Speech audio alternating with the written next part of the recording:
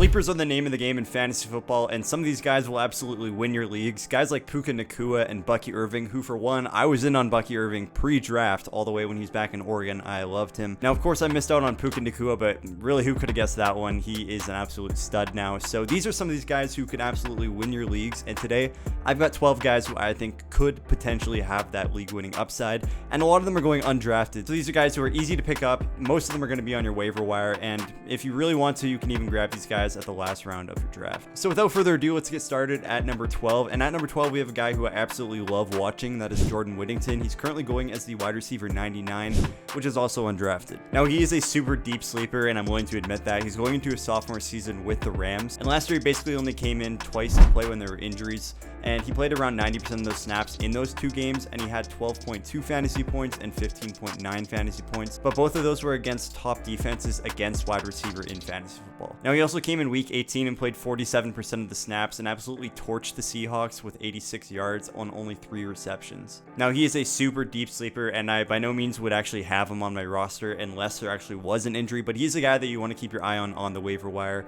and if there is an injury to Puka or Devontae, Whittington is a great stash. Out at number 11, we have a guy who could absolutely win leagues if he actually comes in and plays, and that is Jalen Milroe, who's currently going as the quarterback 33, which is undrafted. Now, hopefully you know who Milroe is. He is slated as the Seahawks backup right now, and it's just drafted, but he has absolutely league-winning rushing upside, and if Sam Darnold does go down to injury, he's going to be a beast. There's also a possibility that Sam Darnold just sucks. We have absolutely no idea, so if he does, we could see Milroe come in to start a few games towards the back half of the season. Now, he's especially value, obviously, in Superflex leagues when that quarterback position is just so valuable. You can stash him, and he's a great waiver add if something does happen to Darnold. Again, I wouldn't keep him on my roster on one quarterback leagues unless something does happen to Darnold, but keep your eye on him. You're going to want him if something does. At number 10, we got another guy from the Seahawks, which is Torrey Horton, who's currently going as a wide receiver 86, which is also undrafted. Now, with the departure of DK and Lockett, there's a ton of opportunity to get targets in the Seahawks offense. Now, of course, we have Kupp and JSN, but they do lack one of those speed receiver guys who can take it the top off the defense and stretch the field,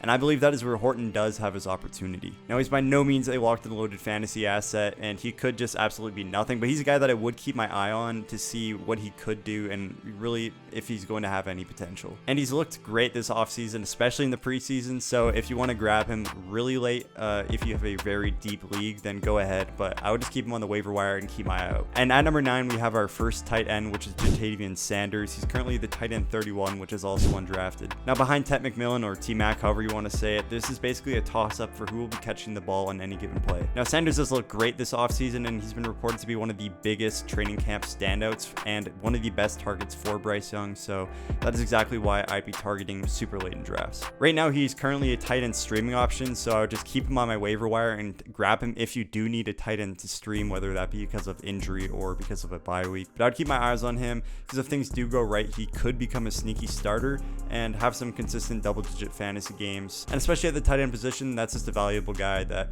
yeah, just keep your eyes on him. And at number 8, we have one of my favorite sleepers both in the NFL draft and in fantasy drafts, and that is Alec Aomanor, going as the wide receiver 78, of course undrafted. Now, the rookie was drafted in the 4th round by the Titans and has some incredible tape from Stanford, and I believe that he could actually have a very early on role. Now, apart from Ridley, this receiver room is completely wide open, and with an upgrade at quarterback to Cam Ward, I can see Aomanor becoming an immediate difference, and he could have those splash weeks that, give you some extra points. And at 6'2", 206 pounds at only 22 years old, he does have the physical traits to be a threat at any level of the field, and the teams won't be really scheming against him. They'll mostly be scheming against Calvin Ridley, which is where you could have those sneaky weeks. And he could eat in scenarios where Ridley's double teamed or even be that red zone target. And since him and Cam Ward are rookies, I can see them kind of having a chemistry, and let's just hope that clicks, because if it does, he's going to be a beast. At number 7, I got a guy who is probably not very exciting for you, and that is Miles Sanders, who's currently going as the running back 64. Now, I've been grabbing Sanders a ton in best ball drafts super late, and he's one of those guys on waivers who you're just going to want to keep your eye out on. Now, let me get this straight. I don't actually believe in the talent of Sanders anymore. He's old, and he's just not that great of a running back,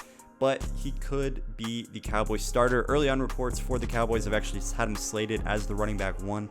Now, Javonte could come in and take that from him, or even Jaden Blue, but at the moment, this late in drafts, just keep your eye on him because he could have some potential. We've seen Sanders put up RB2 numbers in Philadelphia, so if he can get back to his old self, which I kind of doubt, but maybe he could on this Cowboys team. Now, he could be a great depth piece for your team, and he's a guy who could be plugged in if he is starting to be a desperate flex option if you really need him. At number 6, we got Woody Marks, running back 61 right now. Now, I didn't love Woody Marks pre-draft, but with Mixon missing time and his competition for touches basically just being Nick Chubb, who right now is just looking slow, Marks could have some very early on value. Now, just like Miles Sanders, I'm not excited for him, and he likely won't have any fantasy relevance once Mixon is back, but to start the year, a guy with reasonable upside, I mean, why not? Now at number 5, we have Mason Taylor, tight end for the Jets at tight end 25. Now this is obviously the son of Jason Taylor, so he definitely has some upside. Now before he got injured with a high ankle sprain, I was targeting Taylor all day long in drafts, but I have since cooled on him recently with the injury. But the good news is other people have also cooled on him, so his ADP is basically undrafted. Now with Tyler Conklin gone, Mason Taylor is expected to be the tight end 1 for the team, and on a team that basically doesn't have any other receivers besides Garrett Wilson, he could step in as a receiver early on, and at tight end this late in drafts, that's this guy you want to draft. Now I'm by no means optimistic on this Jets team, but he could have some early on opportunity, and it's undeniable that this could be the cheapest that he ever will be. At number 4, we got Cedric Tillman, one of the guys I am most excited for, going at wide receiver 66. Now Tillman is a great sleeper, and he's going super late in drafts right now, going at the end of round 15. Now last year he had a 3-week breakout, averaging over 22 points in that span. After the bye week, he had a down game with 7.7 points. And then he got injured and missed the remainder of the season with a concussion. Now, during that 3-week span, he did average 1 touchdown and 85 yards per game and 7 receptions per game, which is enough to be relevant for fantasy. Now, do I expect him to repeat this? No, definitely not. But he does have that breakout potential, and at this point in the draft, that's exactly the kind of guy that you want to target, and especially if you pair him with a good passer like Flacco. Or who knows, maybe Shedeur Sanders is actually okay at throwing the ball. I guess we'll have to see. And now number 3, we got a guy who I've been talking about all offseason, and that is Trey Benson. He's currently going as the running back 48, and I know I've talked about him a lot, so I'm not going to go through everything again. Basically, he's a high upside running back who has round 3 draft capital, but he's been stuck behind James Conner, who's only had 1 healthy season, which was last year, and now he's just another year older. Now, if Conner does miss time again, Benson will immediately come in and have league-winning potential, and he's a guy you could easily slot in at your flex spot if you need him, with week-over-week upside and the potential to take over this running back backfield. And I don't know about you, but that's just enough for me to grab him super late in drafts. At number 2, we got Rashid Shaheed, a guy that I'm not excited to take, but he could have potential. He's currently going as the wide receiver 54. Now the Saints team sucks, but Shaheed could have some potential, even potential to be the wide receiver 1 for this team. Now if Olave goes down to another concussion again, or just any other injury, Shaheed could immediately step in as the wide receiver 1 and soak up the most targets on this team,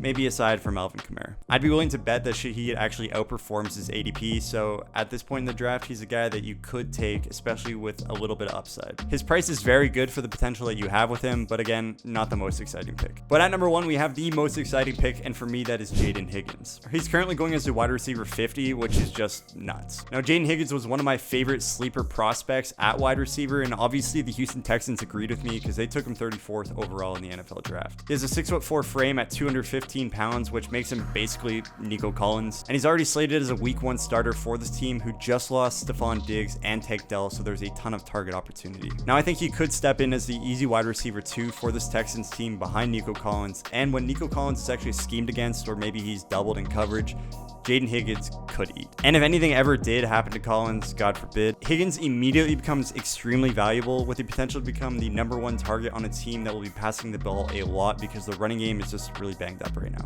So there you have it. Those are my top 12 deep sleepers in fantasy football. These are guys who could break out, and if they don't, they really didn't cost you anything. So make sure you grab some of these guys and thank me later. And make sure you subscribe and drop a comment with what you want to see next, because I'm going to be filming content throughout the entire season and you're going to want to see it. And make sure you go check out my last video to see all the players that you definitely do not want to draft this year if you want to win your leagues. Peace.